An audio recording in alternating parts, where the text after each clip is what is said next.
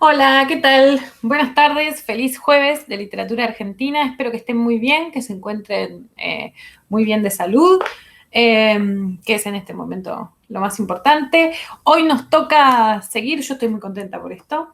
Vieron que cada uno, hay que encontrar la alegría en las pequeñas cosas. Eso es lo que he descubierto en este tiempo y en este momento mi alegría es que hoy vamos a hablar bastante de La Invención de Morel, este texto de Bioy Casares, que espero que hayan leído para la clase. Si no lo leyeron, es un buen momento para detener el video y retomar más adelante. No, espero que lo hayan leído, que les haya gustado. Eh, Antes de empezar, si no les gustó, tranquilos. Tranquilos porque desde ahí vamos a empezar a tirar algunas cosas. Antes de empezar, bueno, les quería agradecer por supuesto, la participación en la última consigna. Yo sé que era compleja y era un poco confusa también, pero bueno, es también una oportunidad para, ¿por qué no?, para ponerse a dialogar con el insoslayable, de acuerdo a lo que venimos viendo desde comienzo de año, el gran insoslayable de la literatura argentina que es Borges. Bueno, ¿por qué no escribir algo también con él a dos manos, ¿no? Es una buena oportunidad, es una buena oportunidad. Yo no la desestimaría. Bien, vamos entonces a empezar a hablar de Bioy. Bioy, por supuesto, estamos en la segunda unidad de nuestro programa. Bioy se entronca un poco o sea, buena parte de la explicación de la clase pasada, de la explicación sobre Borges y de la explicación sobre Florida y Boedo, nos va a servir para entender también la aparición de Bioy Casares. Bioy Casares, por supuesto, digo por supuesto porque en general es bien sabido por todos, pertenece al grupo de lo que podríamos llamar al grupo de Florida, o mejor dicho, alguna de sus derivas, ¿no? De lo que después, en lo que después derivó el grupo de Florida, que fue el grupo Sur, el grupo que animaba la gran animadora de la escena intelectual argentina del periodo que es Victoria Ocampo. Ustedes saben que la revista Sur y el grupo Sur, el grupo que reunía alrededor de la revista, fue uno de los epicentros. A mí me gusta pensar que no solo en términos de producción, ¿no?, de la literatura argentina de la época, sino que también estuvo llamada a ser uno también de los epicentros en términos de diálogos con el resto con lo que estaba produciendo el resto del mundo. Ustedes saben que Victoria Ocampo financiaba también, o sea, el Grupo Sur financiaba también la traducción de lo que para ella era lo mejor que se estaba produciendo en el mundo en ese momento. Entonces, Argentina empezó a tener traducciones propias de un montón de textos que no hubiesen llegado de otra forma, ¿no? Y eso nos posicionó de una manera muy singular también respecto del resto de la región, del resto de América Latina. Ustedes sabrán disculpar que siempre estoy pensando también en términos regionales. Bueno, vengo del palo de la literatura latinoamericana y no puedo evitar siempre contextualizar a Argentina en medio en medio de ese marco, ¿no? Del marco regional de América Latina. Bien, Bioy Casares formaba parte de ese grupo Sur. Por otro lado, también siempre es bien sabido cuando llegan a clase que Bioy era el mejor amigo de Borges. Fueron mejores amigos durante buena parte de sus vidas, pese a que se llevaban 15 años en total, creo, pero fueron mejores amigos durante buena parte de sus vidas, ¿no? Pero fíjense que su amistad estuvo marcada muy, muy a fuego por la afinidad literaria, además de la afinidad personal que pudieran tener. De hecho, hay como una especie de mito iniciático de cómo se conocieron Borges y Bioy, y fue justamente en una reunión que Victorio Campo había organizado ahora ya no me acuerdo, para recibir a quién, era un intelectual extranjero. Y el mito iniciático dice que ellos dos, sé que recién se conocían, se pasaron toda la noche hablando entre ellos, y que Victorio Campo en un momento se recontra calentó, fue y les dijo: no sean mierdas, háblenle al invitado, y ellos dos, enojados por eso, se fueron, se fueron juntos de la velada. Así es entonces como nace la amistad, que creo que tiene algo un poco ahora que lo pienso, es un poco sintomático de cómo va a ser la relación entre ambos, ¿no? Casi como un cono del silencio. Todo el resto están hablando de algo y ellos dos están en la suya, un poco enfrascados en sus propias conversaciones. Bien. No, voy a tratar de no caer en lo que caemos todos cuando hablamos de Bioy Casares, que es estar haciendo siempre permanente referencia a Borges, porque aparte me parece que es un autor que merece de por sí su espacio propio, ¿sí? Sin necesidad de estárselo robando a su mejor amigo. Igual la clase pasada ya hablé que hay un libro de él que también me gusta mucho que se llama Borges, que es el que compila los diarios, la parte de los diarios que hace alusión a su amistad y que me parece un libro formidable, ¿no? Que, como les contaba la clase pasada, despertó mucha polémica en su momento porque María Kodama quedó muy disconforme con algunas partes, con algunas formas en las que Bioy lo presenta a Borges. Créanme que no hay nada ni remotamente insultante, es la forma al revés, ¿no? Es una mirada muy amorosa sobre su mejor amigo, así que no entiendo bien de qué se agarra para eso. Pero bueno, en algún momento, incluso, de hecho, buena parte de la intelectualidad local le tuvo que organizar una especie de acto de desagravio a la memoria de Bioy Casares que se hizo en la Biblioteca Nacional, en los momentos en los que la dirigía Horacio González. Le hicieron un acto de desagravio, al que acudieron todos presurosamente. Bioy, entonces voy a decir algunas cuestiones biográficas muy someras, muy por encima. Bioy nació en 1914 y murió en 1999. A mí siempre me gustan estos personajes que nos ayudan, nos acompañan en definitiva para pensar un siglo, ¿no? Un siglo entero. Habíamos visto algunos en literatura, cuando vimos la unidad 1, en literatura argentina del siglo XIX, y ahora Bioy nos sirve un poco para también pensar en todo el arco que trama el siglo XX, no solo en términos vivenciales, sino también en términos estéticos, ¿no? Creo que nos sirve para pensar en términos estéticos buena parte del siglo XX en Argentina. Bueno, bien, esto también seguramente lo sepan. Bioy venía de una familia hiper, recontra, súper acomodada. Era, digamos, miembro activo de la oligarquía argentina. Él sí que nunca tuvo que trabajar, ni por asomo tuvo que trabajar. Así que vamos a ver que. Ahora vamos a ver algunas particularidades también que digamos, que se explican a partir de su pertenencia de clase, ¿no? Tiene una obra bastante profusa, una serie sobre todo de novelas bastante importantes. Tiene una singularidad respecto del resto del. Vieron que a mí me gusta siempre decirles, ¿no? Algunas cuestiones que tienen que ver como con los perfiles de intelectual y demás. Bueno, Bioy tiene una singularidad para mí, algo que no pasa con ningún otro autor del programa, ¿no? En 1940 publica La invención de Morel y con eso se inicia el libro que nos va a ocupar hoy. Y con eso se inicia como una especie de trayectoria, podríamos pensar, intelectual, su parte más reputada, ¿no? Pero antes de eso había publicado una serie de libros. Yo creo que cuatro libros mínimo había publicado, ¿no? Algunos libros de relatos, una novela como mínimo, un libro que era inclasificable, se supone, pero a partir del 40 publica esto y a partir de ese momento él decide que no se va a volver a reeditar ninguna de las obras anteriores de Bioy Casares. Esa es la indicación que se da. No se puede reeditar ninguna de las obras anteriores, es una especie de prohibición. Y a mí me parece también interesante pensar, porque le parecen malas, no porque ninguna otra cosa, le parecían malas. Me parece interesante pensar en esta cosa como en primer lugar, el mito iniciático de él mismo, ¿no? Construir el mito iniciático del mismo que estaría dado por la invención de Morel. Y en segundo lugar, porque me parece interesante pensar también que fíjese todo el tiempo que le llevó, no sé, unos 15 años, de escribir y publicar, dar con el tono, con exactamente eso que quería comentar. ¿Se entiende lo que quiero decir? Le tomó mucho tiempo, mucho tomar carrera, encontrar qué era lo que quería decir, ¿no? Bueno, también empezó a publicar joven, también es eso. Él también cuenta una anécdota. Él era consigo bastante impiedoso, muchas cosas. Cuenta la anécdota de la primera vez que iba a publicar un libro y que lo llamó al editor. El editor, mejor dicho, lo llamó a él y qué sé yo, y él estaba emocionadísimo. Bueno, se consideraba, había triunfado, qué sé yo, y después se enteró que era el padre que estaba pagando la edición, que no le había dicho nada a él, y eso fue una trompada para su autoestima tremenda, ¿no? Él mismo lo contaba, en un tono, por supuesto, de sorna, riéndose de sí mismo.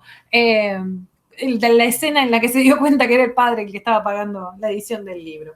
Bueno, decía, me gusta esta cosa como de decir, bueno, a partir de acá, a partir de esta obra yo nazco como escritor, todo lo anterior no me pertenece, no me representa, más bien, ¿no? Dije que no había ninguno de los autores del programa, pero ahora que lo pienso, Pizarnik tiene un libro del que también abjura. un libro.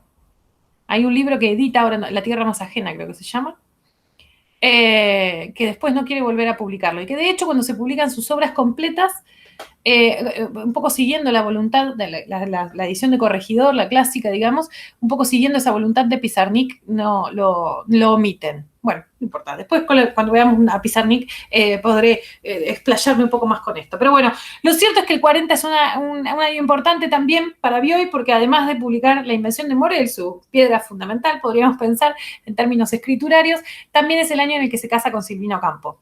¿Sí? Silvina Ocampo está, digamos, va a ser su compañera para toda la vida, su pareja, en una relación que no está exenta de avatares, ¿no? O sea, eso, a mí justo ese perfil no me interesa, pero siempre hay alguien que en clases, si tuviéramos clases presenciales, siempre hay alguna silvinista que me viene a decir, no, bueno, pero él era un choto, estaba todo el tiempo cagándola, lo cual es totalmente cierto, pero bueno, era también parte del pacto de la pareja, ¿no? Bueno, o por lo menos así parece. Y en cualquier caso no corresponde que nosotros nos metamos a analizar eso. Pero sí, esto sí nos interesa desde la perspectiva incluso biográfica de Bioy. Sí es cierto que tenía cierta afición por esta especie como de consumo compulsivo de mujeres. Sí es cierto que tuvo relaciones también muy extramatrimoniales, muy duraderas, que incluso tuvo hijos para fuera del matrimonio, una de las cuales, Marta, es la hija que cría Silvina Ocampo, la cría como si fuese propia. Tiene otro hijo más, pero ahora no me acuerdo cómo se llama. Pero quiero decir, no era nada, no rompía tampoco demasiado me parece, con el pacto de pareja que tenían ambos, ¿no? La vida de Bioy justamente, a cuento de esto también rompe un poco con algunos de los parámetros de su clase, esta especie, no el hecho de que tuviese muchos amantes y demás, cosa que era parte de sus prerrogativas como sujeto de clase acomodada, no, el hecho de que no tuviese problema en ventilarlas, digamos, ¿no? Eso sí que era parte de una cosa medio extraña dentro de su clase de pertenencia, de esta alta burguesía o la oligarquía nacional, ¿no? A la que él pertenecía. Y podríamos pensar que no es la única particularidad de su vida, de su recorrido vital, ¿no? Sobre todo pensando, a ver, el hecho de ser, quiero decir, Bioy Casares no era una oveja negra dentro de la oligarquía, pero sí habitaba, como podríamos pensar, uno de los bordes, de los márgenes de la oligarquía, como ser, no ser el oligarca tradicional, ¿sí? Quiero decir, se dedicaba a las letras, se dedicaba a las artes. Todos sabemos que en la Argentina está plagado, ¿no? Buena parte incluso de los autores y autoras que hoy editan tienen algún antecedente oligárquico. Hace poco me enteré, justo estaba leyendo un libro y digo, este apellido me suena. Claro, sí, dueña de Medio Litoral. Su familia, no ella, ¿no? Dueña de Medio Litoral. Bueno, todavía pasa un montón, ¿no? Tienen esa prerrogativa, quizás porque el hecho de que tienen la vida económica resuelta. Así que era parte como de un destino posible, ¿no? Para el miembro de la oligarquía que fue Bioy Casares dedicarse al arte. También tener esta especie como de vida disipada, ¿no? Era considerado casi como una especie de excentricidad. La particularidad que tiene como figura intelectual a la que hacemos siempre mención acá en nuestra materia, Bioy, es que viene a representar el caso más acabado, el mejor delineado de los escritores, de los que podríamos llamar de los escritores dandy, ¿no? Estos escritores muy refinados, que se dedican a la buena vida, a los placeres sensuales. Un poco era así Mansilla, pero bueno, Mansilla era un militar en el fondo y le encantaba, podía dormir a caballo, ¿no? Así que tan dandy no era. Viene el prototipo del dandy también, le gusta empichar, le gusta la elegancia, le gusta las carreras de caballos, ese tipo de cosas. No me acuerdo si a Bioy le gusta, pero creo que sí. Bien, digamos, el prototipo del dandy, ¿no? Un prototipo que, por ejemplo, no sé, en la tradición norteamericana, hasta hace poco todavía cumplía Tom Wolfe, a quien quizás conozcan ustedes, ¿no? Siempre vestido de impecable blanco, ¿no? Un traje blanco restallante, que se lo ve a 2 kilómetros. Bueno, también un poco es el mismo perfil que cumplía Tom Wolfe, entonces, ¿no? Tiene, decía, una obra sólida desde el punto de vista narrativo, una obra sólida, quiero decir, pareja, todas las novelas son buenas, quiero decir, algunas son mejores que otras, pero todas han sido bastante buenas, han tenido bastante renombre. Vamos a acatar el pacto de Bioy, vamos a decir que la primera entonces es La invención de Morel, que es del 40, después se editó que la editó en 1945, miro para allá porque están los libros, a veces necesito el soporte visual. Del 45, El sueño de los héroes, que es de una década después, más o menos, 54 creo, por ahí. Después viene El diario de la guerra del cerdo, uno de los más célebres que publicó, que es del 69, si no me falla la memoria. Dormir al sol, que es una novela de 1973. Y Aventuras de un fotógrafo en La Plata, que es del 80 y pico. Esas son, hay otros textos en el medio, hay otros libros en el medio, otros compilados de textos más breves y demás. Vamos a ver algunas de estas cuestiones, pero lo cierto es que estos son como el grueso de su novelística, ¿no? También en 1940 edita el primer tomo, creo, ¿no? O la primera recopilación de las varias que hizo de la antología de la literatura fantástica, que es una serie de textos que compiló junto con Borges y con Silvina Ocampo. Son textos importantes, quiero decir, son compilados importantes porque ellos también ahí fijan un corpus del cual, un corpus, digamos, de referencia para ellos, que iban a ser los grandes representantes de la literatura fantástica argentina del periodo, ¿no? Bueno, y con este grupo de textos, ellos en definitiva terminan de fijar como una genealogía, podríamos pensar. Ahora vamos a volver igual sobre eso, tranquis. Tiene la particularidad la obra de Bioy, decía, esto un poco lo acabo de señalar así de soslayo, pero quería decirlo también, es que además de tener estos libros de cuentos, incluso también escritos en soledad, tiene libros escritos en coautoría, lo cual es una rareza total en general en el mundo, pero muy, muy singular también dentro de la tradición argentina, ¿no? Tiene la serie de textos, de cuentos clásicos, de policial clásico, podríamos pensar, que escribió junto con Borges, que son los cuentos de Bustos Domecq.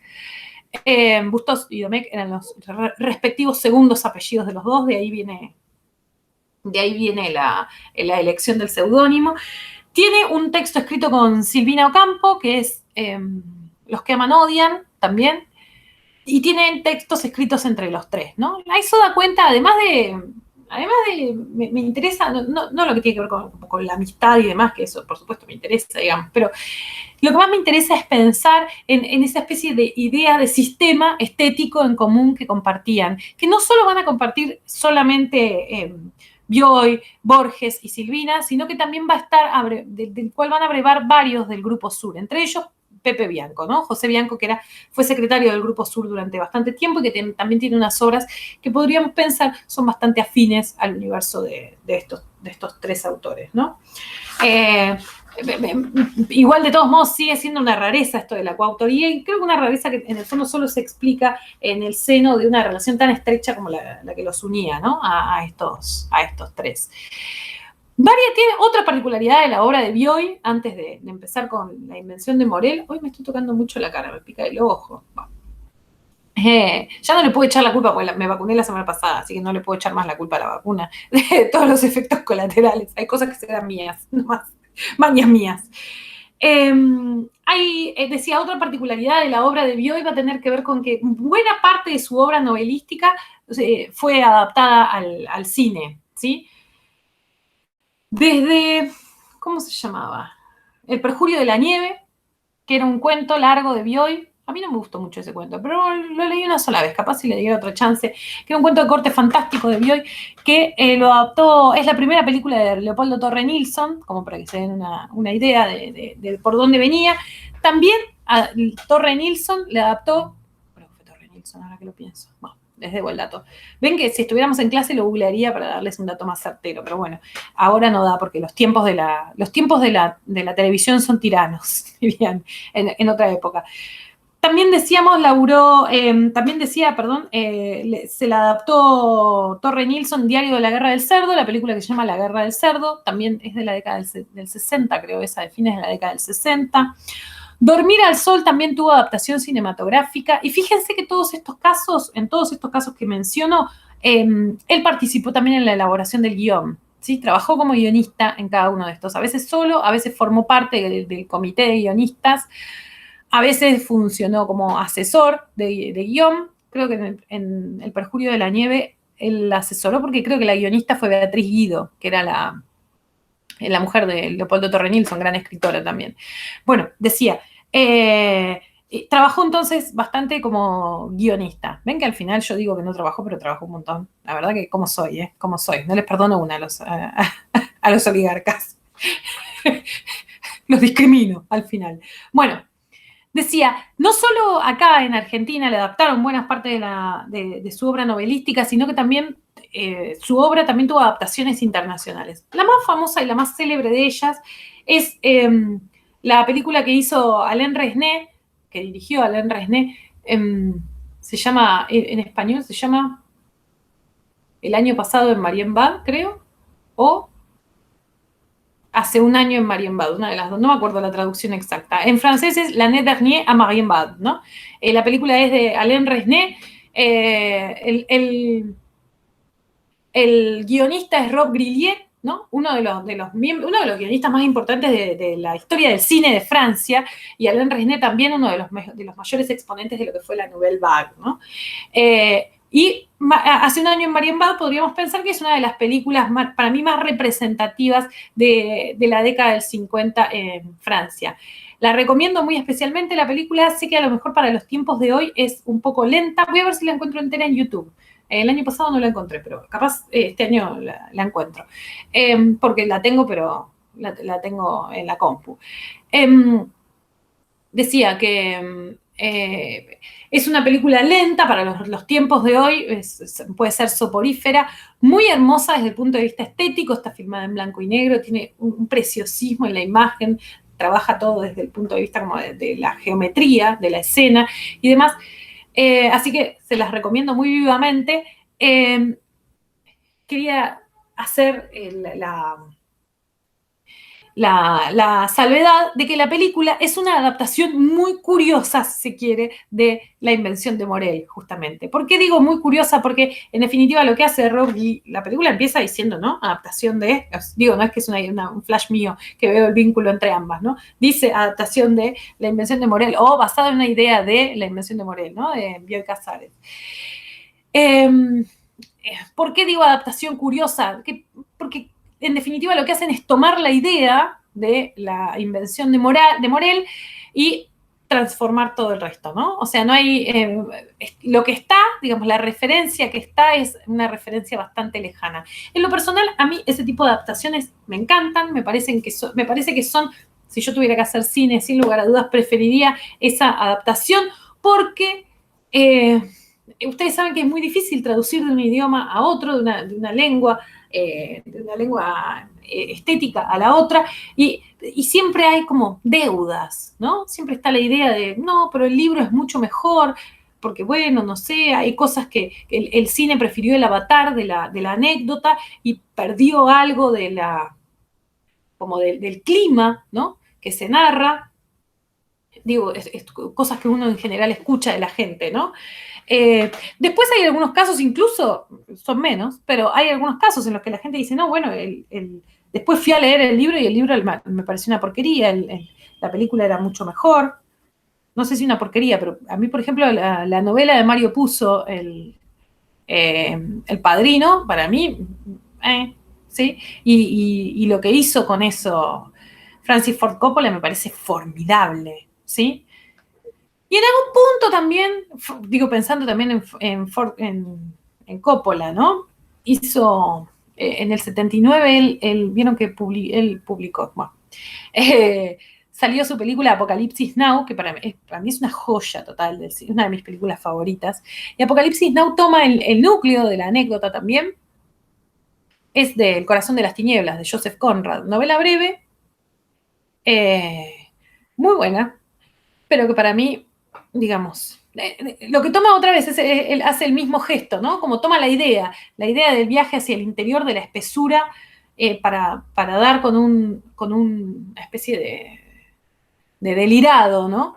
En este caso, Coppola lo ambienta, por otro lado, durante la guerra de Vietnam. Toma esa anécdota del viaje de Conrad y para mí la mejora enormemente, ¿no? O sea, me gusta la novela de Conrad, pero Apocalipsis Now es para mí una joya. Bueno, dicho esto, ven que siempre en el fondo hay una relación de deuda en esta comparativa. Bueno, Resné o Rob Gilliet, mejor dicho, se van por la tangente por completo y si bien toman la anécdota central que podríamos pensar articula la invención de Morel, lo cierto es que construyen otra cosa por completo diferente, ¿no? Eso es el año pasado en Marienbad.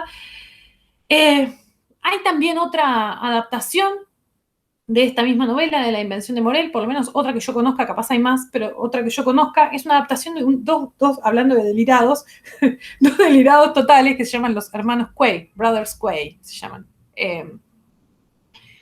Los hermanos Quay son dos directores, Stephen y el otro no me acuerdo cómo se llaman, que son dos directores de cine que hacen, en general, todo lo que hacen es con stop motion, ¿no? Son dos obras muy experimentales con stop motion y demás. Y siempre se han caracterizado por adaptar, ¿no? Muy libremente, obras literarias. Por ejemplo, adaptaron un texto de Robert Balser, algún otro también de Europa del Este, con lo que me sale el nombre. Los hermanos Quay tienen una película, la única que no es de stop motion, de todo lo que tienen, que se llama El afinador de pianos de terremoto. A ver, sí, The Piano Tuner of Earthquakes, un nombre rarísimo. La anécdota central del afinador de piano de terremoto, esa no sé si está en YouTube, ya lo veo medio más difícil que esté. La anécdota central del afinador de piano de terremoto está también sacada de la invención de Morel. Hacen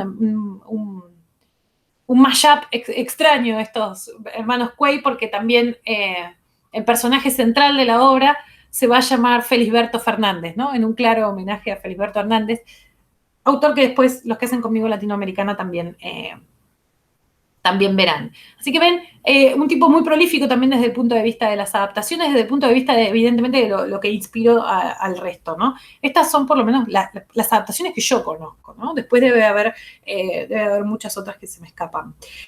El rasgo distintivo de su obra, que uno puede pensar como en su conjunto, piensen otra vez en una obra bastante vasta que ocupa 50 años, ¿no? En definitiva.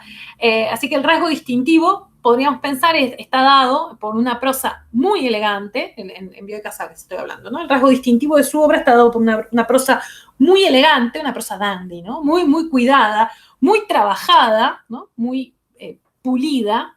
En eso sí hay como una semejanza a la de Borges, sobre todo en las obras, en la invención de Morel, ¿no? Porque la invención de Morel es, como dirían en inglés, serious as a heart attack, ¿no? O sea, serio como un paro cardíaco. La invención de Morel es una obra seria, pero después lo cierto es que uno de los rasgos distintivos de su obra siempre va a tener que ver con el humor, ¿no?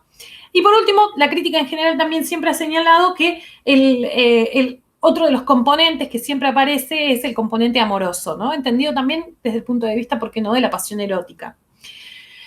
Ese podríamos decir que también es uno de los grandes temas de la invención de Morel, la pasión que el narrador siente por Faustín, el narrador y también Morel, ¿no? Siente por Faustín y sus avatares. Y también, entre esos avatares, por supuesto, los celos, ¿no? Vamos a trabajar voy a tratar de ser breve hoy, prometo. Después siempre fallo, pero siempre prometo ser breve. Vamos a trabajar con lo que muy pomposamente llamaré aparato crítico. Son 3 textos nada más, así que, ya están en el Classroom, que son un texto de Juan Forn, que se llama Calamar en su tinta, creo. Es un texto, vieron que a mí me encanta, Forn, y además me parece una linda puerta de entrada también a Bioy Casares. Cuenta una anécdota particular, personal de él con Bioy, y a partir de ahí me parece que tira unas pinceladas interesantes sobre el conjunto de su obra. Un texto que a mí me gusta mucho, de María Negroni, ya saben que yo soy fan de Negroni, y del libro Galería Fantástica, que habla sobre la invención de Morel. El texto está escrito por Negroni, Negroni es poeta, tiene una pluma para mí muy extraordinaria. Después al final de la clase voy a recoger algunos de los conceptos para mí más importantes del texto de Negroni en relación a esto. Y por último, un texto de Soledad Kereiliak, que también les dejo, que se llama El texto se llama Cientificismo residual en el fantástico de Adolfo Bioy Casares y es como una especie de reversión, o mejor dicho, una especie de trabajo previo de un capítulo de, yo se los dejo porque es más breve, que el capítulo que le corresponde del libro de Soledad Kereiliak, que se llama Cuando la ciencia despertaba fantasías, prensa, literatura y ocultismo en la Argentina de entre siglos, ¿no? El libro es extraordinario, si a alguien le interesa mínimamente el tema, les digo, es un libro al que vale la pena adentrarse, creo que es del siglo XXI, la editorial quiero decir, es del siglo XXI, toma el periodo de la literatura argentina, de lo que ella denomina entre siglos, que ocupa más o menos desde 1870 hasta 1940. El último de los textos, en definitiva, el último lo último que trabaja es la obra de Bioy Casares, ¿no? Lo último que ocupa al texto. Voy a seguir un poquito el orden del texto de Kereiliak para plantear un par de cosas que me resultaban interesantes plantearles como generalidades, ¿no? Después el recorrido de hoy va a ser entonces trabajar sobre, vimos algo de la biografía y la bibliografía de Bioy. Vamos a trabajar sobre algunas cuestiones sobre lo que Kereiliak dice sobre la invención de Morel. Vamos a leer algunos fragmentos de Morel que me parecen a mí sumamente destacables en relación a esto. Y por último, vamos también a pensar en algunas de las cuestiones que agrega Negroni, que son más del orden quizás como de lo metafísico o de la filosofía de la estética, que me parecía que estaban dignas de mención. ¿Sí? Ese es el recorrido que planteé, que pensé por lo menos para la clase de hoy. El texto de Kereiliak comienza como con una serie de afirmaciones, iba a decir polémicas, pero le queda grande el término polémico porque no son tan rimbombantes, ¿no? Lo que sostiene Kereiliak es que en general está concebido, está pensado que la literatura fantástica, y con fantástica está usando un término muy general, ¿no? O sea, todo lo que abarca para ella es como lo sobrenatural. La literatura fantástica original rioplatense, dice, en general se considera que nace en la década del 40, ¿no? Nace también con la invención de Morel, nace con los otros textos que vimos la clase pasada. Nosotros vimos la clase pasada que el 40 es la década del 40 es la gran década de Borges, ¿no? La gran década del Borges, escritor del género fantástico.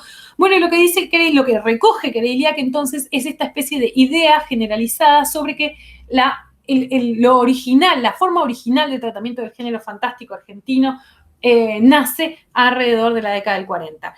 Ella dice que,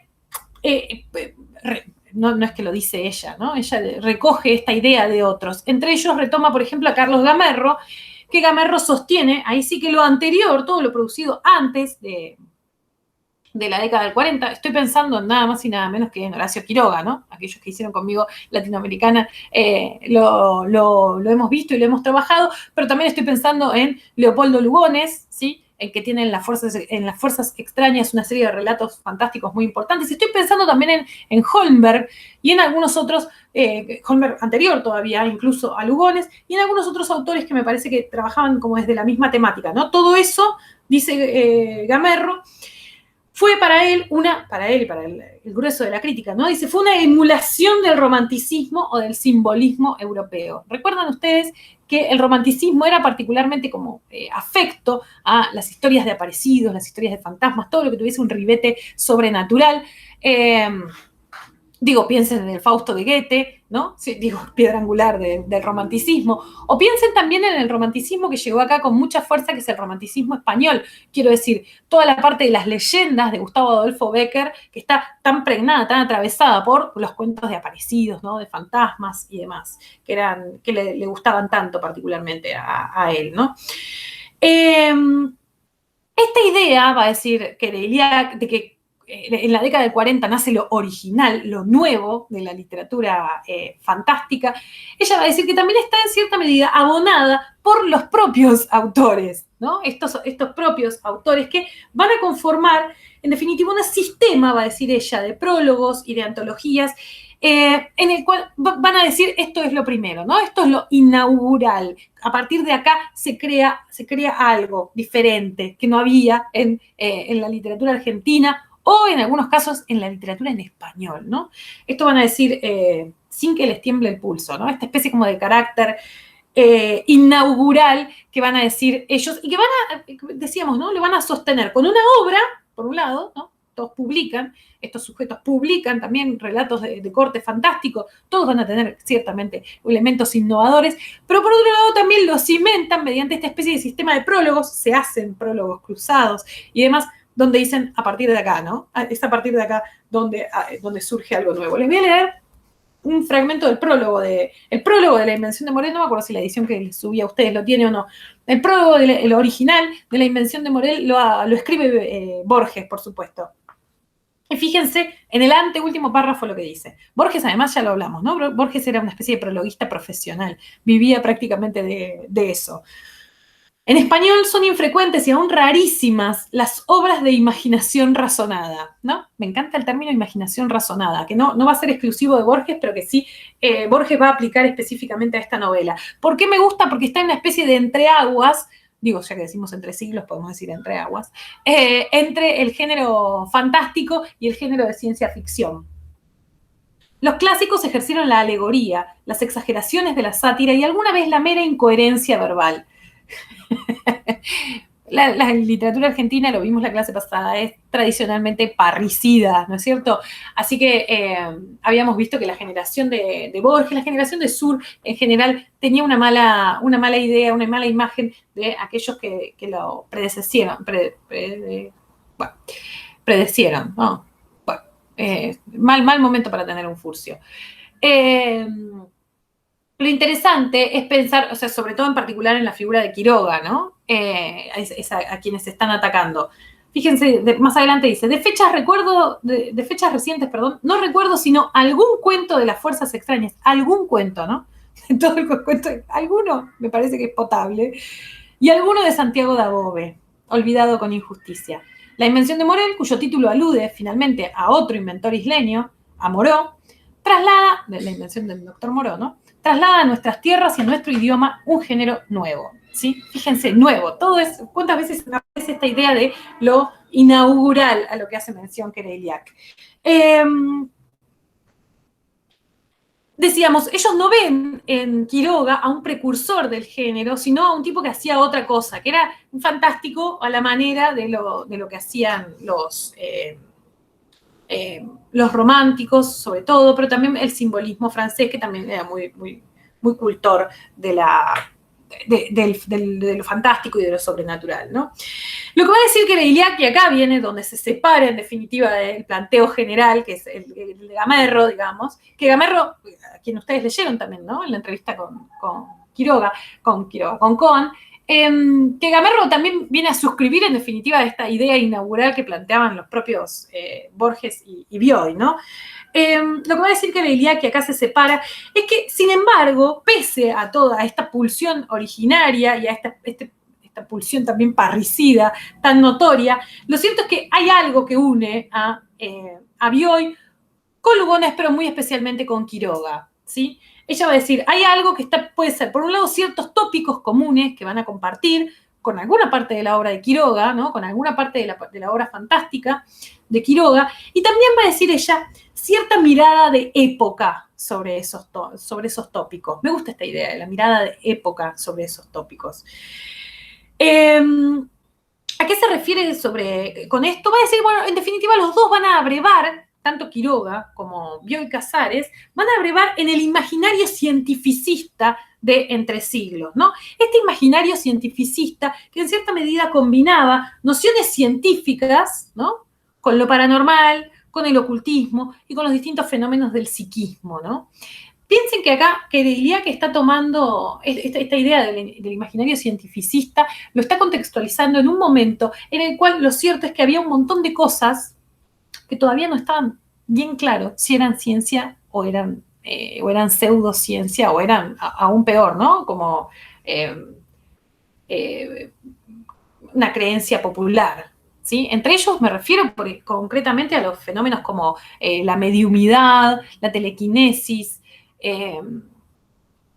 todos fenómenos que tenían como cierto viso, ¿no? Cierta pátina de cientificidad, cientificidad que todavía no estaba demasiado fija. También lo cierto es que el método científico todavía tampoco estaba demasiado estable en el periodo de entre siglos, ¿no? En el fin del siglo XIX, comienzo del siglo XX. Lo que hoy denominamos método científico todavía no estaba demasiado claro, no estaba demasiado consolidado. Entonces, costaba más discernir qué disciplinas de todas estas, qué contenidos dentro de esas disciplinas eran científicas y cuáles no, ¿no?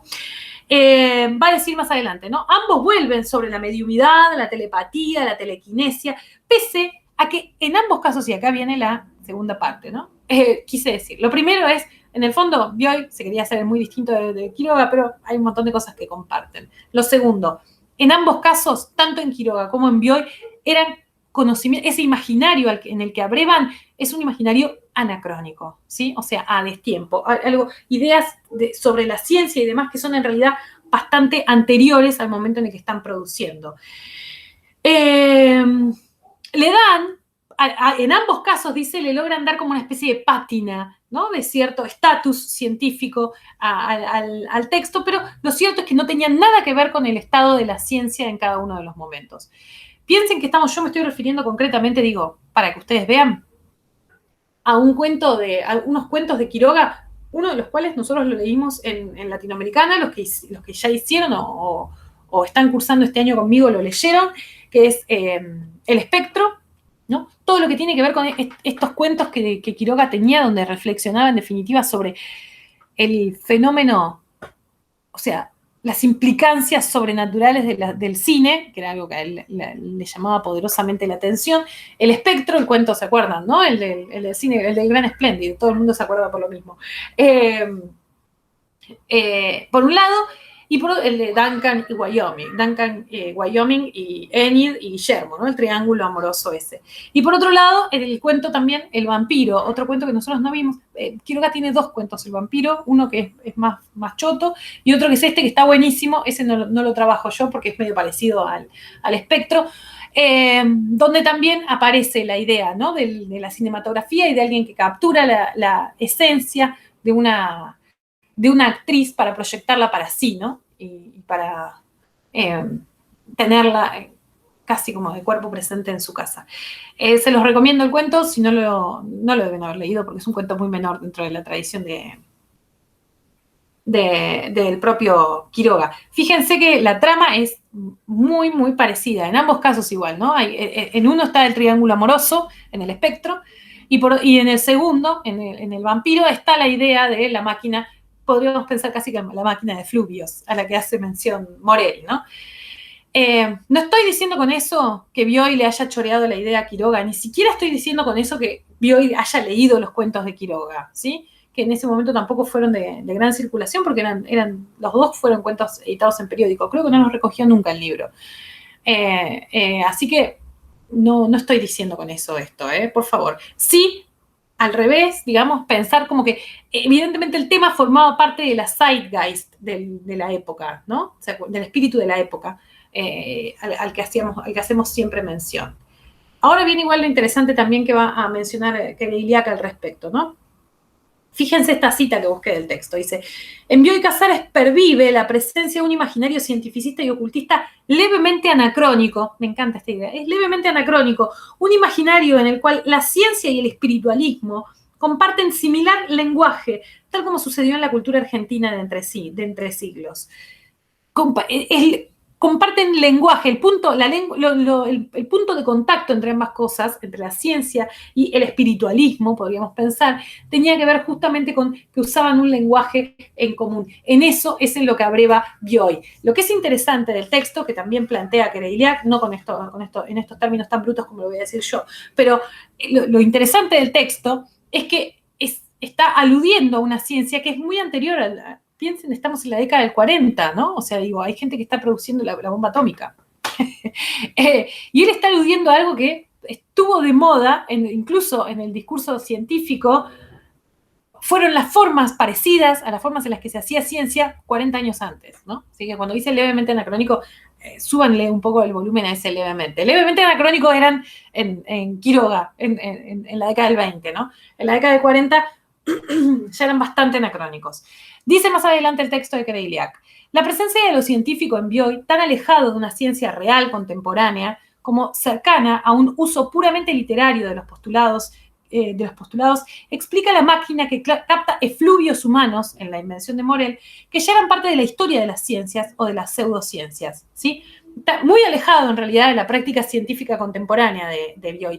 Y esto entonces podríamos pensar que también lo separa la obra de Bioy Casares de un uso convencional del género de ciencia ficción, ¿no? O sea, en general consideramos que la invención de Morel pertenece al género de la ciencia ficción, pero lo cierto es que la ciencia ficción siempre se ha encargado, por lo menos la ciencia ficción, sobre todo hasta la década del 60, podemos pensar, se ha encargado siempre muy específicamente de dialogar con el estado de la ciencia de ese momento, ¿sí? De hecho, buena parte de los escritores clásicos de la ciencia ficción eran también científicos, en el caso de Isaac Asimov, pongo por ejemplo, ¿no? O del propio Carl Sagan.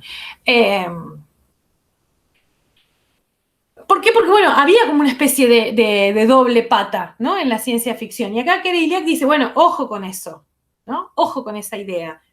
Porque fíjense la distancia que hay entre la ciencia que se estaba practicando en 1940 y a esto a lo que alude, a este invento que podría estar sustentado por algunas ideas de la pseudociencia de comienzos del siglo XX, ¿no?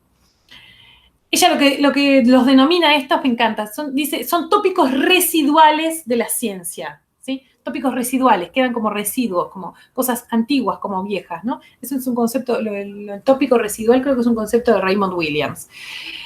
Para Bioy dice, esos tópicos no le sirven, esto no estoy leyendo una cita, estoy parafraseando. Para Bioy dice, esos tópicos no le sirven para elaborar hipótesis para desarrollar en la ciencia ficción, porque para eso tendría que acudir a la ciencia contemporánea, sino como estímulo para la imaginación fantástica, ¿sí? Estos que son tópicos que tienen un origen lejanamente científico, le sirven como disparadores para la imaginación fantástica, no como magma del que sustraer, en definitiva, los elementos propios de la ciencia ficción, ¿no? La hipótesis de Kereiliak, entonces la subhipótesis de Kereiliak sería en definitiva que Bioy Casares no hace lo que hoy podríamos llamar ciencia ficción, sino, y esto lo dice ella literalmente, sino retrociencia ficción, ¿no? Una especie como de ciencia ficción de retaguardia.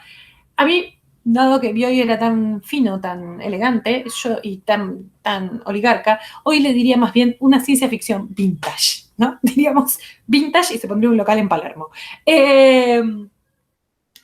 ¿Por qué decimos que es una retrociencia ficción? ¿Por qué dice Kereiliak que se trata de una retrociencia ficción? Porque dice que lo que quiere Bioy Casares en definitiva es dar explicaciones racionalizadas, para esto usa el lenguaje de la ciencia, este lenguaje, ¿no? De la ciencia, de un fenómeno sobrenatural o extraño. Y ella lo compara, en este caso, con un cuento de Quiroga que se llama El almohadón de plumas, que seguro ustedes habrán leído, seguro, que es bastante anterior. Yo creo que el almohadón de plumas lo recoge Quiroga en Cuentos de amor, de locura y de muerte. El libro es del 18, pero el almohadón es de los primeros cuentos que él había publicado. Debe ser de 1910, digo, como para que se den una idea. Y lo que dice Kereiliak es que es todavía más, ¿se acuerdan, no? En el almohadón de plumas que está esa pareja que se acaban de casar, Alicia y Jordán, y que Alicia no se puede levantar de la cama en determinado momento porque está como si algo lo hubiese vaciado por adentro. Ahí nosotros vacilamos por un momento pensando, ¿no? Ella aparte tiene unas alucinaciones, pensamos, es un vampiro, no es un vampiro lo que le está chupando la sangre, ella está exangüe, ¿no? Por completo. Y después cuando ella muere viene la explicación, el párrafo explicativo, ¿no? Tan caro también, ¿por qué no? A la ciencia ficción de esa época, sin ser un texto de ciencia ficción, pero ese párrafo explicativo donde nos dice que, bueno, que se trata efectivamente de un parásito que habitualmente vive en las plumas de los gansos, creo que es, que le había chupado toda la sangre y todavía vivía, ¿no? Como una especie de garrapata gigante que vivía en la almohada. No sé si se acuerdan, lo conté asquerosamente el cuento, si no lo leyeron, les pido por favor, es un clásico de la literatura de la región, léanlo. Además, por supuesto, en realidad, digamos, podríamos, ya que hacemos, ya que pensamos un poco en esto, en realidad, por supuesto, ahí hay una clara alusión a lo que tiene que ver como con, en definitiva, con la relación matrimonial, ¿no? Lo dice. Lo primero que dice es, ella era delicada, él era era como si les dijera duro, ¿no? Un tipo duro, un tipo impenetrable en muchos sentidos. Y hay una relación ahí muy inequivalente entre Alicia y Jordan, donde claramente hay alguien que se queda con las energías vitales, podríamos pensar, del otro. Bueno, nada, acabo de masacrar. A falta de la novela solamente de Bioy Casares, acabo de masacrar también a Quiroga. Todo por el mismo precio, alumnos y alumnas. Bien, dice ella, ¿no? Dice, pero fíjense que en el caso del almohadón de plumas, dice ella, tenía como más sentido, porque dialogaba con una forma de la divulgación científica. El almohadón de plumas sale originalmente incluso en Caras y Caretas, en la revista, que tenía un apartado dedicado como a descubrimientos científicos así de delirantes como el de Quiroga, ¿sí? Una garrapata gigante capaz de succionar la sangre de toda una persona. Bueno, dice que Iliac entonces. En el 1910, ponele, no me acuerdo ahora cuándo salió exacto, el almohadón de plumas, tenía mucho más sentido pensar en algo así que esto que es mucho más retro, mucho más vintage, prefiero decir yo, que es traerlo a colación, ¿no? Ya en 1940. Dice más adelante que de Iliac, dice, Bioy Casares rescata un estadio inestable y heterogéneo de las ciencias positivas, ¿sí? Un momento inestable y heterogéneo, todavía no estaba demasiado claro qué era conocimiento científico y qué no, ¿no? Dice, y también de sus entenados, me encanta la palabra entenado, en homenaje a Saer, los espiritualismos cientificistas, ¿no? Todo lo que tiene que ver con el mesmerismo, la invocación de espíritus y demás, la mediumidad, ¿no? Que estaba muy de moda hacia mediados, entre los dos siglos. A mí es un periodo que me encanta y me encanta esta especie de magma indiscernible entre el discurso científico y el discurso espiritualista, ¿no? A mí me parece un material, o sea, no lo culpo a Bioy Casares, hay un material súper rico para ir a brevar, ¿no? Así que me parece una gran idea de Bioy, ir a chorear ahí y también a trabajar desde el lenguaje propio de esa época, ¿no? Dice más adelante que Iliac, ya con esto vamos a terminar el texto. Dice, Bioy Casares se corre de la definición de Campra sobre lo fantástico en el siglo XX, donde el componente sobrenatural es inenarrable. Dice, se corre por completo, ¿no? Campra dice, lo que va a caracterizar al fantástico del siglo XX, este fantástico que están inaugurando, Borges, Bioy y compañía, es que lo fantástico es inenarrable, no puede traducirse en términos lingüísticos, ¿no? Dice, ¿por qué se corre de eso? Porque justamente lo que está es abrevando en un cientificismo anacrónico, en un cientificismo de entre siglos, y que es, por ende, sobreexplicador, como Quiroga, ¿no? Explica además las formas en las que funciona el yeite sobrenatural, igual que hace Quiroga, ¿no? Con esto creo que voy a dejar. En definitiva, la hipótesis final de que de Iliac, ¿no? Léanlo el texto es buenísimo. Ella es muy genia y el texto es buenísimo. Digamos, lo que correspondería al cientificismo entre siglos, una idea que al cientificismo le hubiese encantado, es esta especie de máquina de materialización del pensamiento que es capaz de capturar imágenes, ¿no? Y efluvios, como dice, me encanta la palabra efluvios, que es la que inventa Morel, ¿no?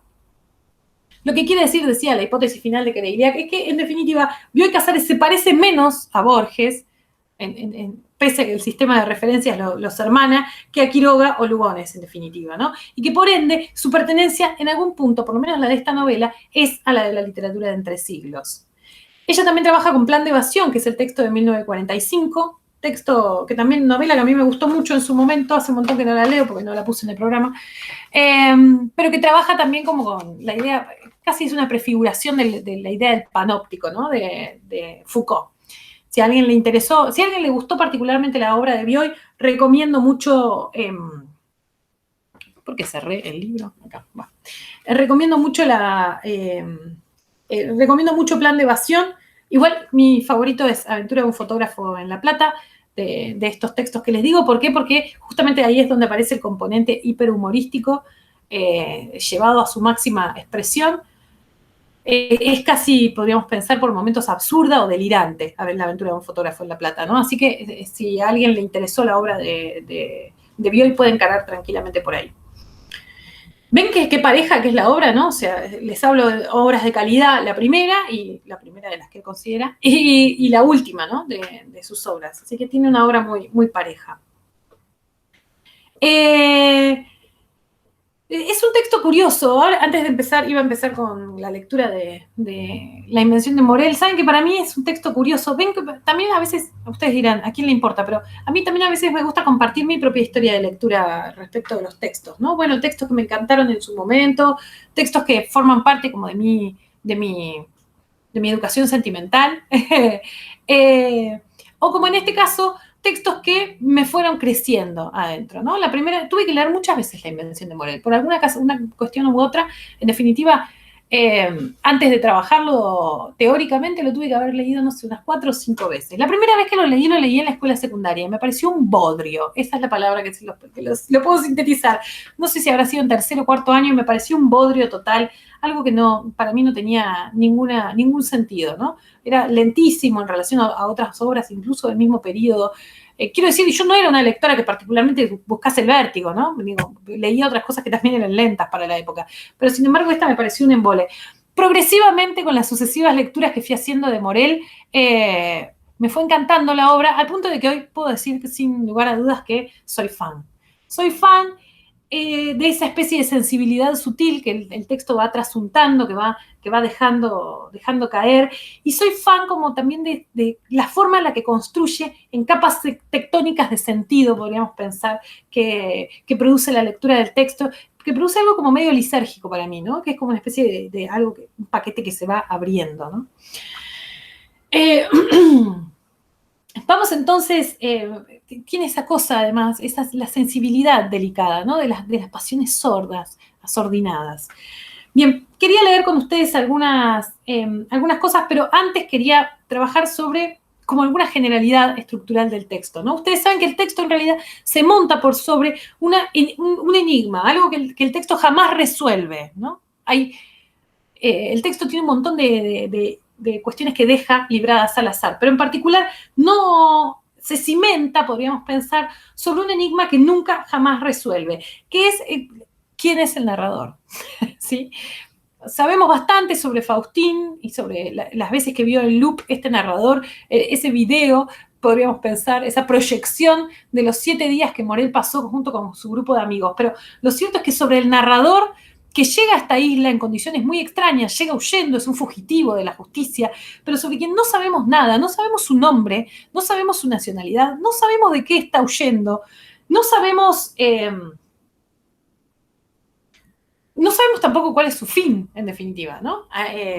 Cómo termina el personaje. A mí me parece que el texto, con todo lo vintage que es, diría Kerouac, en un montón de cosas, para mí el texto ahí tira como una especie de soga hacia adelante, ¿no? Quiero decir, todo lo que el texto deja, elide, ¿no? Todo lo que el texto no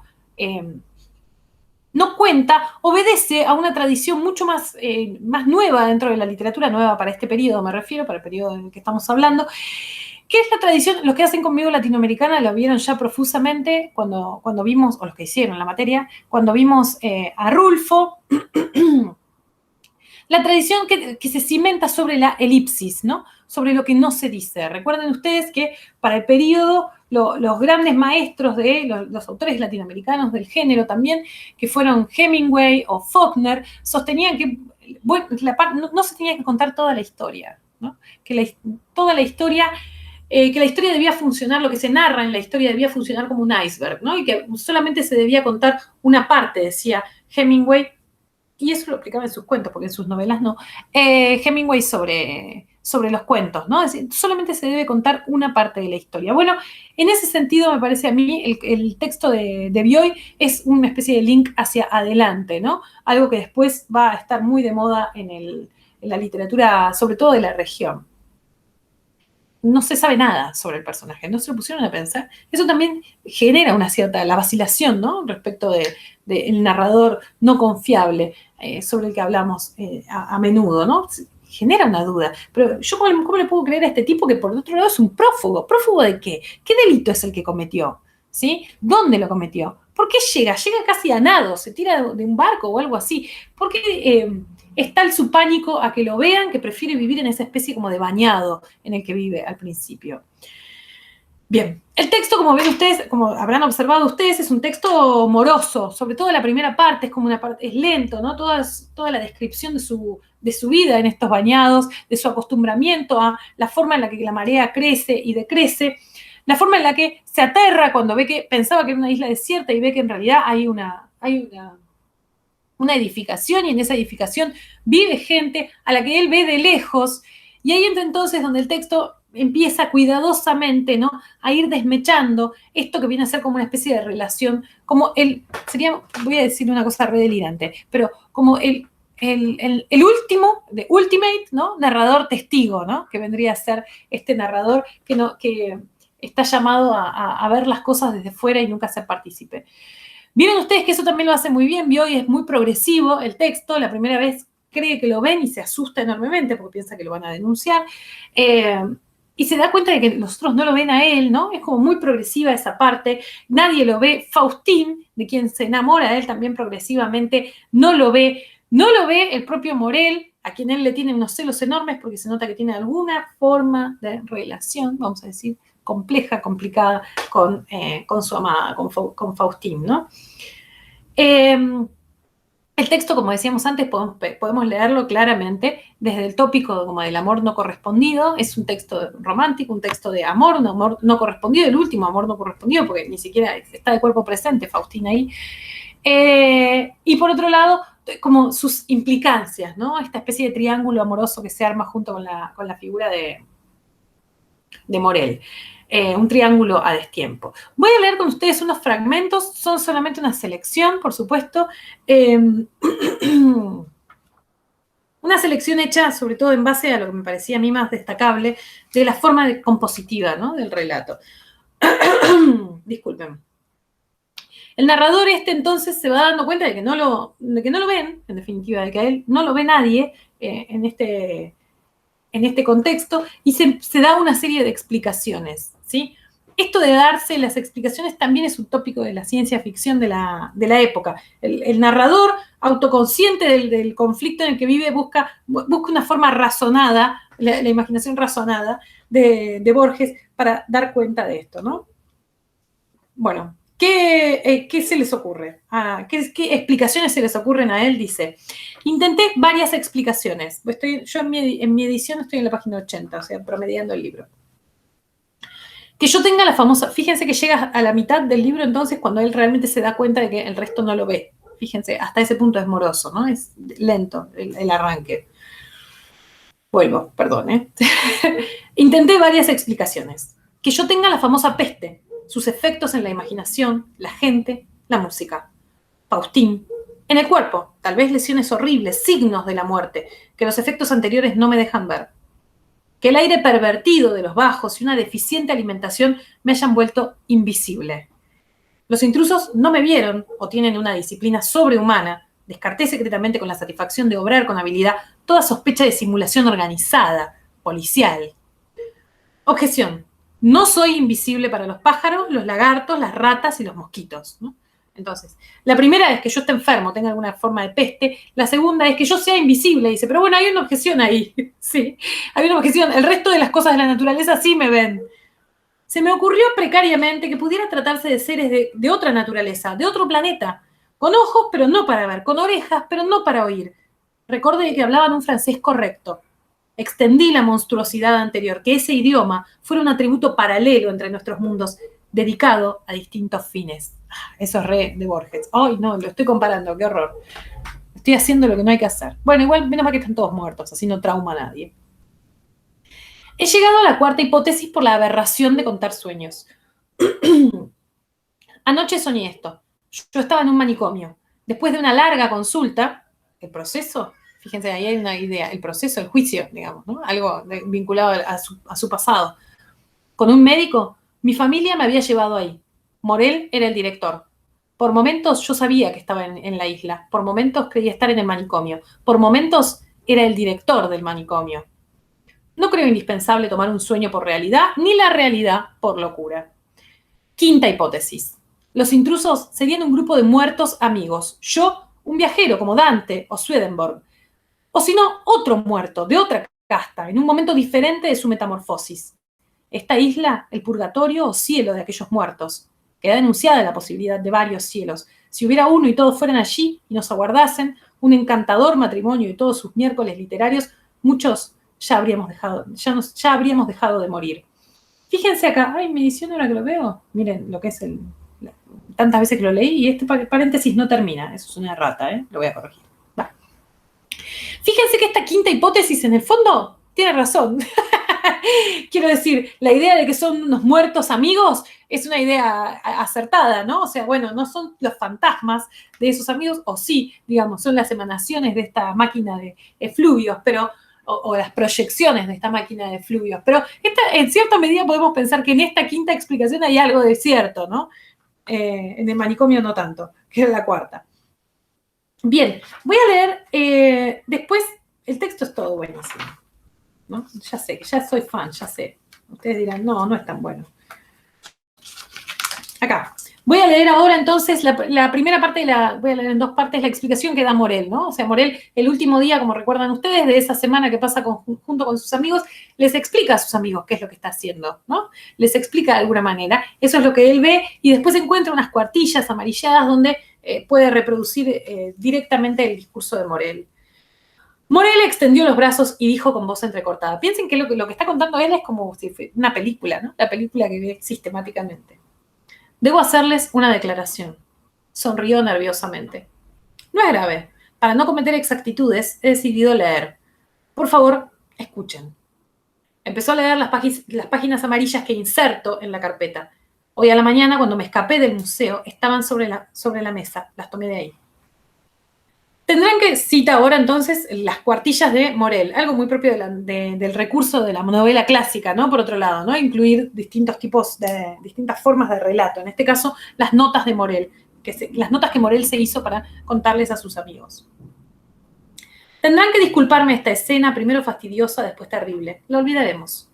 Esto, asociado a la buena semana que hemos vivido, atenuará su importancia. Había resuelto no decirles nada. No hubieran pasado por una inquietud muy natural. Yo habría dispuesto de todos hasta el último instante sin rebeliones. Pero, como son amigos, tienen derecho a saber. En silencio movía los ojos, sonreía, temblaba. Después dijo con ímpetu. Mi abuso consiste en haberlo fotografiado sin autorización. Es claro que no es una fotografía como todas. Es mi último invento. Nosotros viviremos en esa fotografía siempre.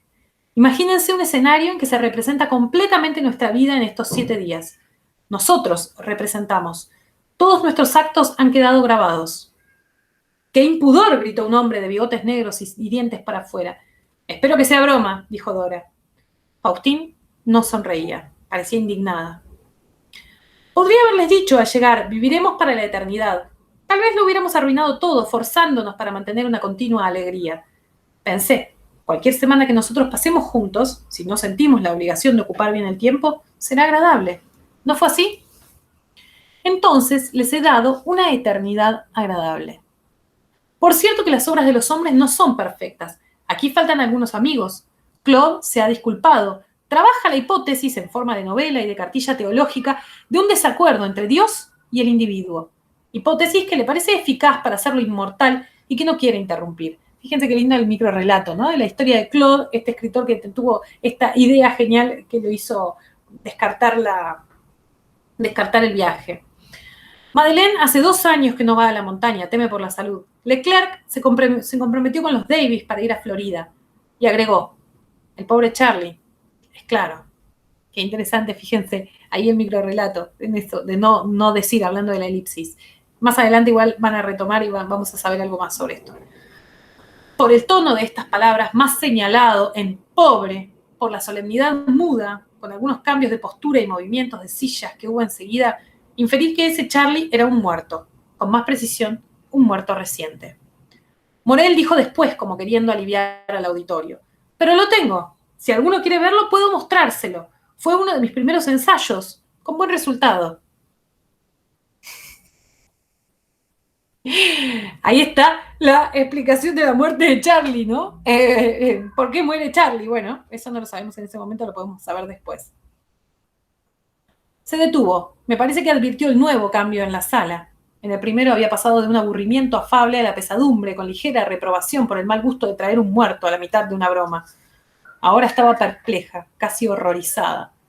Volvió a los papeles amarillos con precipitación. Mi cerebro ha tenido desde hace mucho tiempo dos ocupaciones primordiales. Pensar mis inventos y pensar en... Se restableció decididamente la simpatía entre Morel y la sala. Por ejemplo, corto las páginas de un libro, paseo, cargo mi pipa y estoy imaginando una vida feliz con...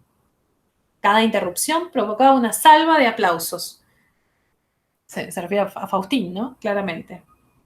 Cuando completé el invento se me ocurrió primero como un simple tema para la imaginación, después como un increíble proyecto, dar perpetua realidad a mi fantasía sentimental. Eso es lo que él quiere, ¿no? Vivir en algún lugar junto con Faustín para siempre. Creerme superior y la convicción de que es más fácil enamorar a una mujer que fabricar cielos me aconsejaron obrar espontáneamente. Las esperanzas de enamorarla han quedado lejos. Ya no tengo su confiada amistad, ya no tengo el sostén, el ánimo para encarar la vida. Convenía seguir una táctica, trazar planes. Morel cambió de tono, como queriendo cortar la gravedad que habían traído sus palabras. En los primeros, o la convencía de venirnos solos, imposible, no la he visto sola desde que le confesé mi pasión, o la raptaba. Habríamos estado peleando eternamente. Nótese que, por esta vez, no cabe exageración en la palabra eternamente.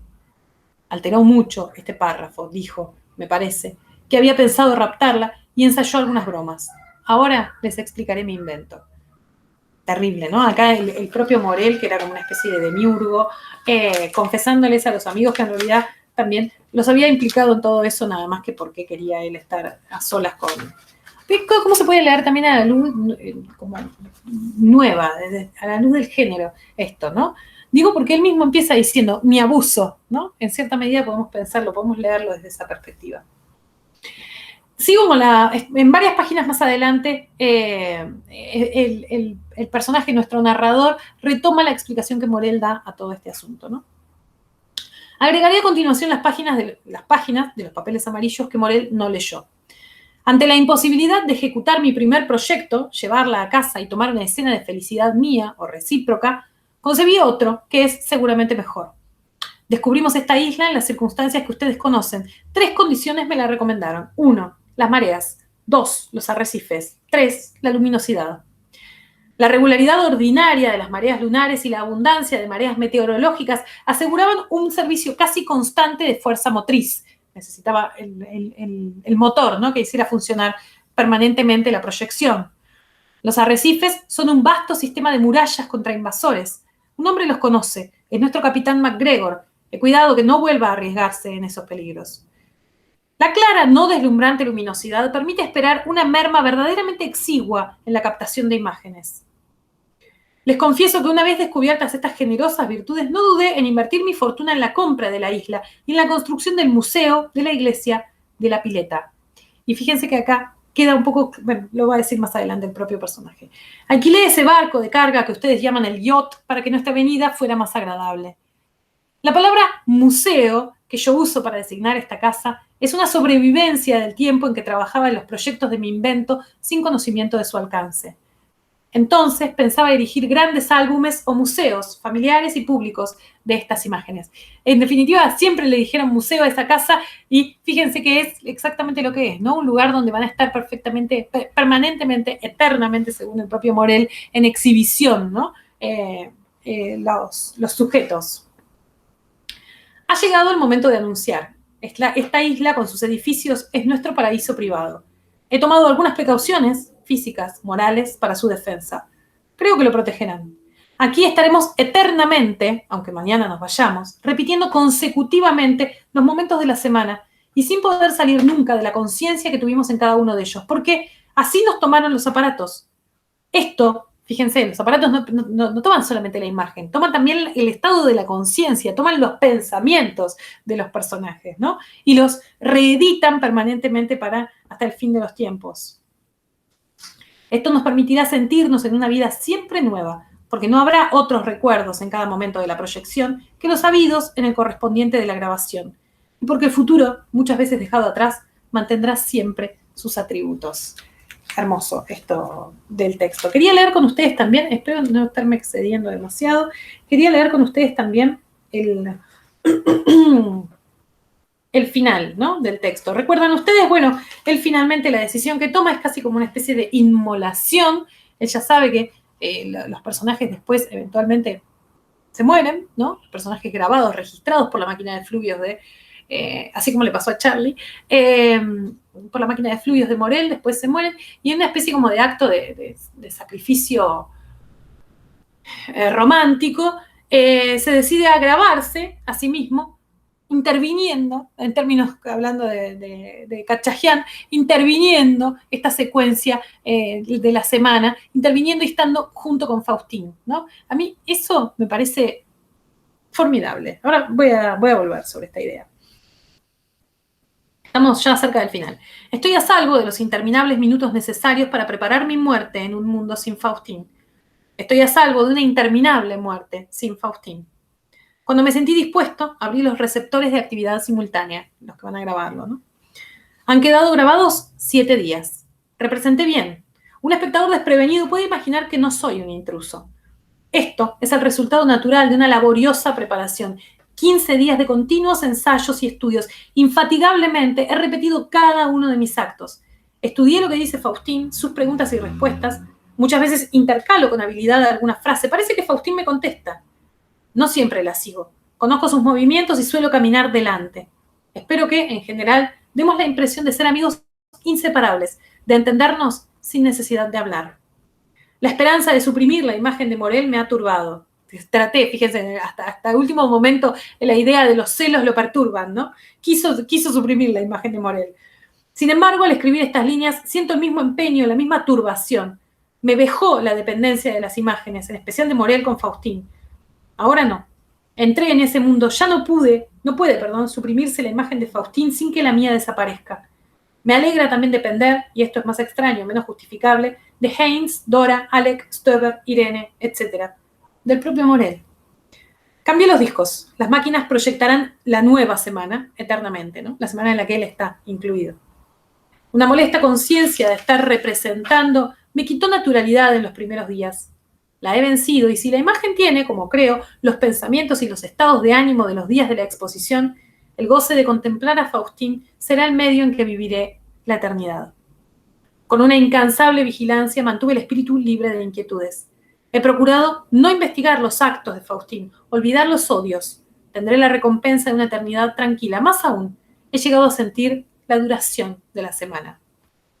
Bien, y lo último, voy a leer los últimos 3 parrafitos del texto. Fíjense, pero fíjense que algo que sí es propio, me parece a mí, de la ciencia ficción, de esa época y en general, es ese tono, no sé si ustedes lo habrán observado en general, pero la ciencia ficción siempre tiene un tono altamente melancólico, ¿no? Hay algo de ese doble anclaje que presenta siempre la ciencia ficción. Recuerden, ¿no? La ciencia ficción es algo que habla de un futuro cuando en realidad está pensando en cuestiones vinculadas al presente y la enunciación del texto, ¿no?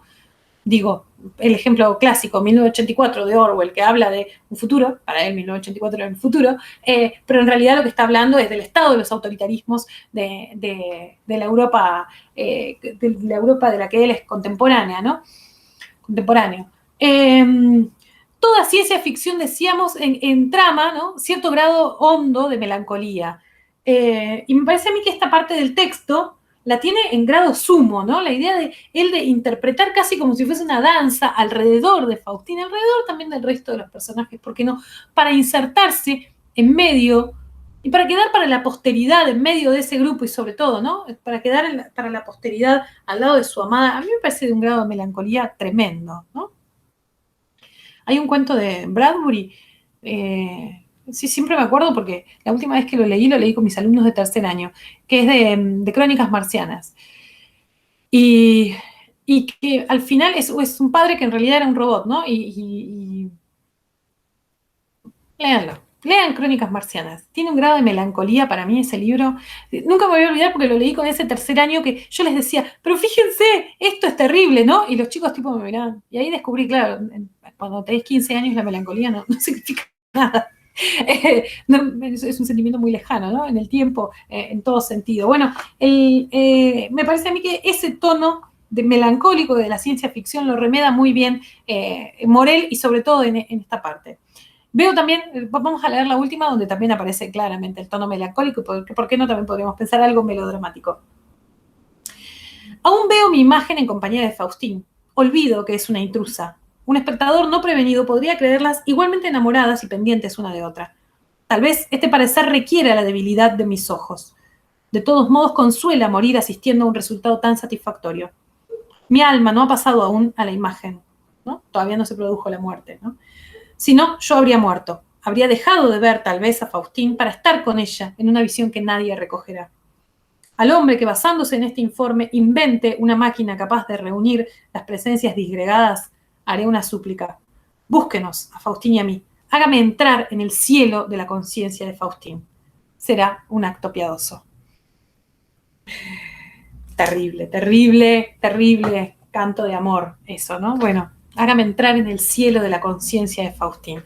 Hermoso. Y eso, por otro lado, termina de justificar algo que también para la verosimilitud que exige la ciencia ficción, termina de justificar el texto. Bueno, ¿por qué está escribiendo este texto este personaje, este narrador? Bueno, lo escribe para esto, ¿no? Una suerte de informe para la posteridad, para que alguien se apiade de su situación de enamorado perdido.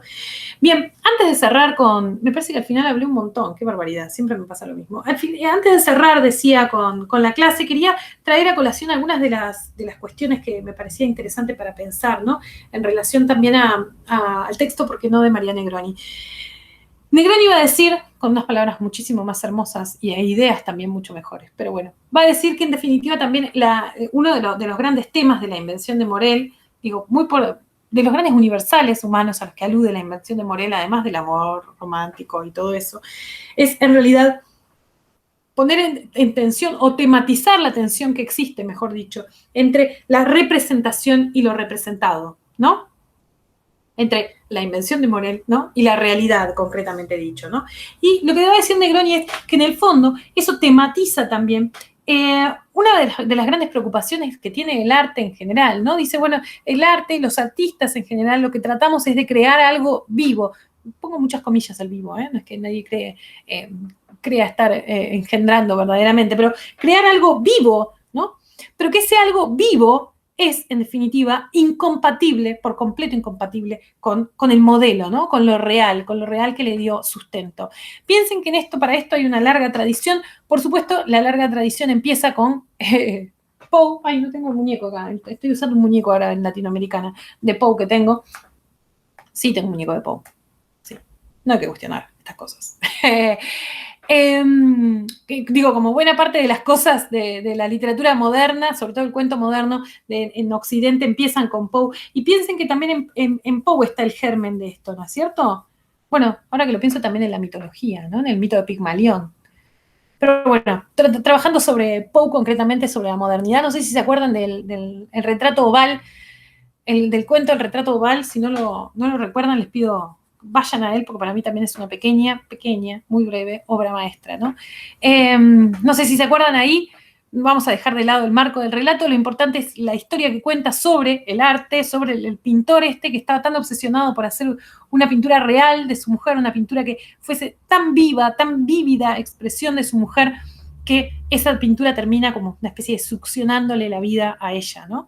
Termina quitándole la vida. Otra gran reflexión sobre el matrimonio.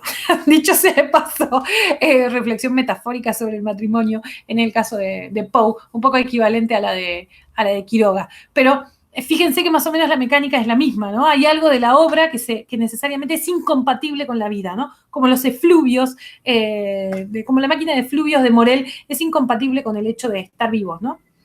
Cuando el personaje descubre que Faustín estaba necesariamente muerta, bueno, ya ahí no le queda más nada que hacer, piensa él de este lado, y decide incluirse a sí mismo en la película de esa semana.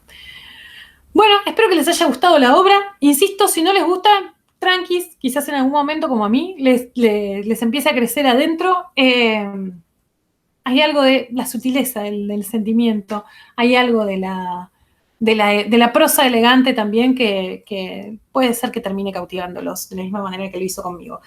Les dejo una consigna, que es una consigna optativa, Tenti la bondad de la docente, quiero decir, que es una consigna optativa que consiste en que tienen que pensar justamente un poco a la manera de Morel en una máquina que pueda ser insumo para una escritura del orden de lo literario, ¿sí? Lo que van a tener que producir en este caso no es un texto literario, sino un texto que explique, bueno, lo tienen en la consigna, ¿no? Que explique el funcionamiento de la máquina. Yo creo que la consigna es muy divertida. Por más que sea optativa, les recomiendo hacerla porque me parece que puede llegar a producir cosas interesantes y, ¿por qué no?, darles algún insumo para sus propias escrituras para más adelante. Muy bien, dicho esto, espero que estén muy bien y que cualquier duda que tengan, cualquier consulta, me escriban, ¿sí? Espero no haber sido muy tediosa en la clase, o espero haberles podido transmitir, aunque sea una parte del encanto que me produce este texto. La próxima clase vamos a trabajar con Silvina Ocampo.